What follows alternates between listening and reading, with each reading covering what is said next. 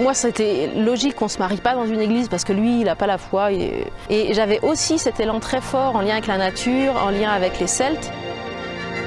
La cérémonie qu'on a pratiquée, un handfasting, c'était le mariage avant le mariage chrétien. Enfin voilà, c'était le mariage chez les Celtes où on mariait deux familles et on nouait des cordelettes. Moi, j'étais avec un petit pèlerinage qui était la montée, tu vois, de la Semaine Sainte. Et on ne savait pas qu'on allait se retrouver là. Et donc, pour moi, ça avait du sens, ce mariage celte. Et en même temps, le fait que tu sois là, pour moi, c'était un véritable cadeau. Ouais, voilà. Mais le présent, c'est ça. Quand on entend présent, on entend le cadeau. Oui, exactement, c'est vrai. J'ai rencontré le prêtre Gilles Gracineau il y a quelques années, lors d'un tournage de Télé Mille Vaches. Sa manière de voir le monde, et en particulier sa vision des néo-ruraux du plateau de Mille Vaches, m'a tout de suite séduit. Selon lui, les nombreuses personnes qui arrivent ici ne sont pas seulement guidées par l'envie d'une autonomie matérielle ou d'une vie proche de la nature, mais également par une recherche plus profonde, existentielle, voire spirituelle. C'est cette dimension qui l'a poussé à venir habiter à Faux-la-Montagne, pour vivre au plus près de ces êtres en recherche d'autonomie matérielle autant que spirituelle. Je sens que chez beaucoup de personnes qui sont ici, il y a une aspiration à quelque chose d'intérieur. C'est vrai que beaucoup sortent d'un milieu urbain et qui étouffe au fond les aspirations et la pensée. Et là, comme on est en rural profond, il y a une distance par rapport à l'urbanité. Et là, c'est propice justement à la vie intérieure, à faire le point sur sa vie. Et ça, c'est une chose qui est importante dans le temps que nous vivons. Si bien que c'est pour ça que je suis intéressé par une sorte d'enquête, au fond, sur ce que chacun est en train de chercher par son propre chemin, par un chemin intérieur. Cette série propose d'accompagner le prêtre Gilles Gracineau dans ses rencontres avec celles et ceux qui sont en recherche ou qui ont déjà des pratiques spirituelles, voire magiques. Nous le filmerons parcourir le pays sans prendre parti et sans jugement, à l'écoute simplement des différentes personnes qu'il nous fera découvrir. Dans ce premier épisode, nous avons rendez-vous sur le rocher de la chapelle du Rat, où fut récemment célébré le mariage druidique de Virginie Chavance, sur un autel où se tenaient jadis des cérémonies celtes, juste en face d'une chapelle catholique qui ne fut pas tout à fait érigée là par hasard.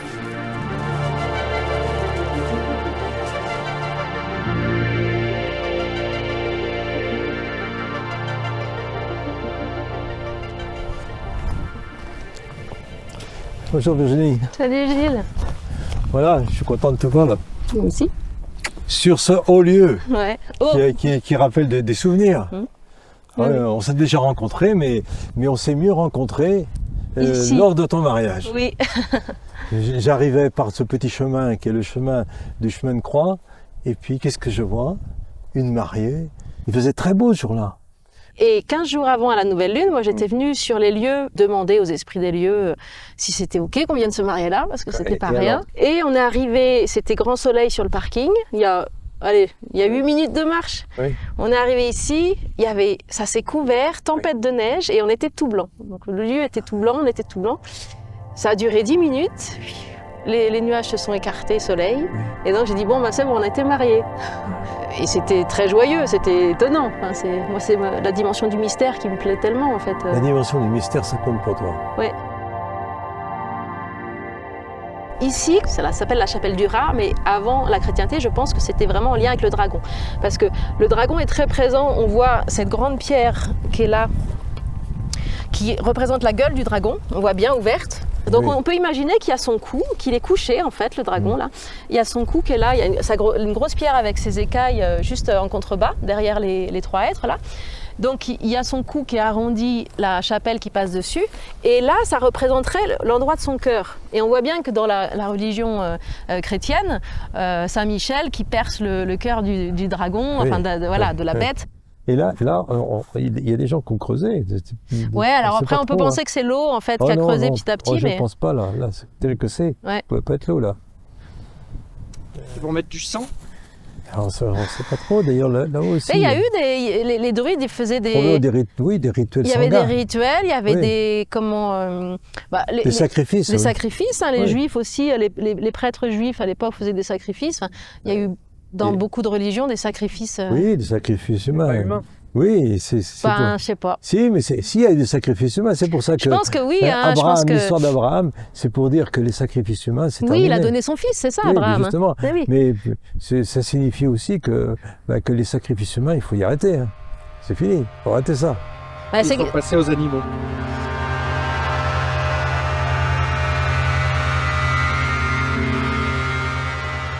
Et donc, on peut voir comme en fait, il y a beaucoup de lieux qui étaient païens et où les païens officiaient. Donc les druides, là, on voit la pierre avec les fauteuils autour.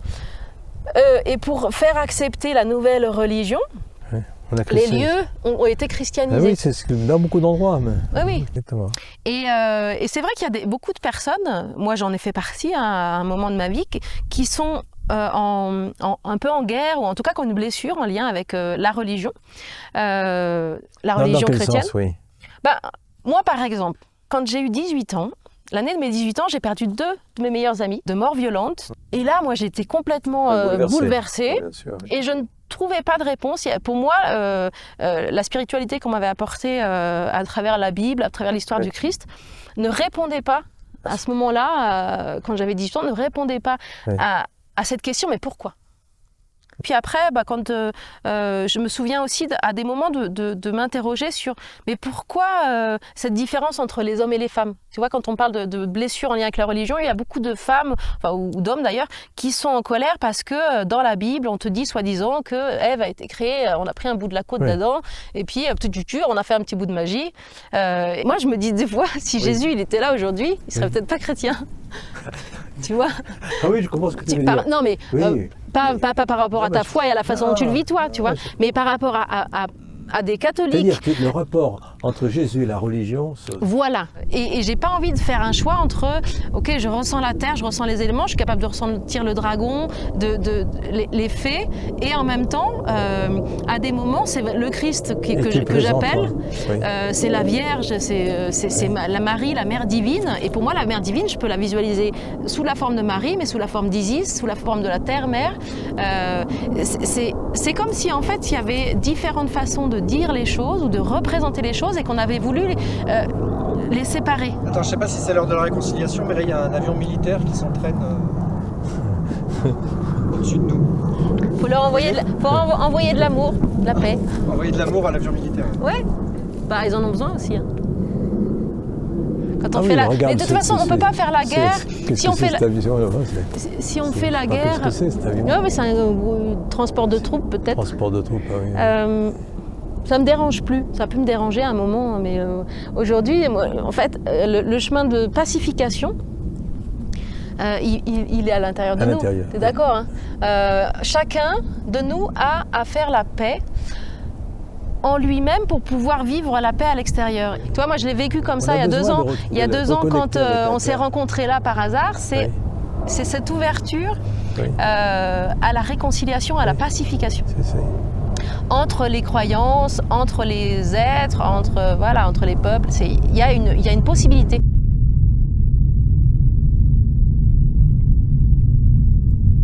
Mais je sais que moi, quand je suis ici, maintenant, je suis en toute tranquillité.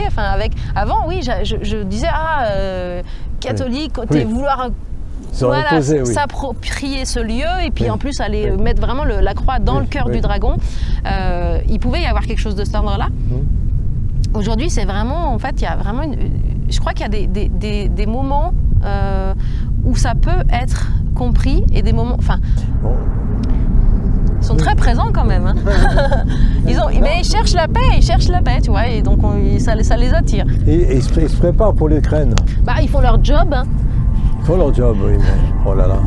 Ils préparent la 3e guerre mondiale. Ah oui, tout va bien. Là, ils font leur job, tu vois. Mais moi, j'ai vraiment la sensation, alors peut-être je me trompe, peut-être je me fais des idées, mais qu'il y a des choses qui s'ouvrent. J'entendais encore hier, comme ça, il parlait de ça, de toutes ces petites lumières. Toi, tu rencontres aussi plein de gens qui sont ouverts et qui sont dans une démarche spirituelle intérieure. Mais c'est mon bonheur, ça. Mais oui. Est-ce que ça peut servir à quelque chose, la spiritualité ? Est-ce que c'est juste pour soi ? Quand tu veux dire vas-y, toi, ça sert à quelque chose, tu veux dire que ça sert à quelque chose au monde ou Oui. Ouais. Oui, Oui. Ah oui, moi je pense aussi. Ah bah oui. Ah. Ah bah oui. Alors il faut bien distinguer vivre une spiritualité, être dans la spiritualité et être dans une religion et vouloir se battre pour une religion parce que voilà, la spiritualité c'est cette quête de sens, de compréhension et du coup qui amène à aller à l'intérieur de soi, de voyager vers l'autre, vers soi, de faire ce chemin-là. Tiens, l'autre il vit ça et qu'est-ce que ça me fait et pour moi, ça nous amène à faire la paix. Et donc, à partir du moment où, quand on rencontre ces personnes-là, c'est inspirant. Oui, et ça nous attire. Et ça nous attire. Au fond, moi je dirais, au fond, tout ce qui nous est donné à vivre de beau, c'est pour le partager. Ouais. Et plus on a une vie spirituelle au sens d'une vie intérieure, plus on est à même, justement, d'avoir beaucoup à partager. Parce que si la personne elle est vide, qu'est-ce que tu veux partager?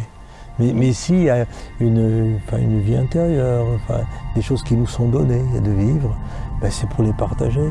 Et c'est ça qui fait le bonheur de l'humanité, qu'on est à s'enrichir mutuellement. Mais par l'intérieur. Pas par ce chemin. C'est pas des biens extérieurs, c'est des biens intérieurs. Oui.